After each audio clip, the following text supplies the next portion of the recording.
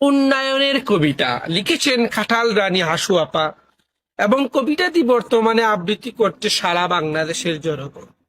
ভাত না খেয়ে কুড়া খাবি, নয়তো খাবি তুষ। ফলের বদলে খেতে পারিস মিষ্টি কুমড়ার জুস। পেঁয়াজ দিয়ে খাসনে সালাদ, পেঁপে দিয়ে ছালা। মাংস খাওয়ার ইচ্ছা হলে মুখে মারিস তালা। মাছ খাওয়াটা বাদ দিয়ে দে, বাজার ভীষণ ছড়া। মাছ না খেয়ে গর্ত থেকে ব্যাং ধরে খাইস তোরা। বেগুন দিয়ে চলবে না আর বেগুনি বাজার ভরা। মিষ্টি কুমড়ো দিয়ে চালাবি সেটা যতই থাকুক পেড়া। পেঁয়াজ ছাড়াও রান্না হবে, আমরাও খাই তাই।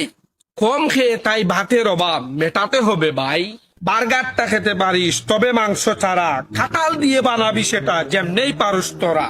সিদ্ধ করে কচু খাবি, তেল ছাড়া খা আলু। মশলাপাতি কমই খাবি, পেটটা থাকুক বালু। কেউ বা খাবি, কেউ বা পাবি, কেউ বা যাবি মারা। এমনি করে জিন্দা রাখিস উন্নয়নের দ্বারা।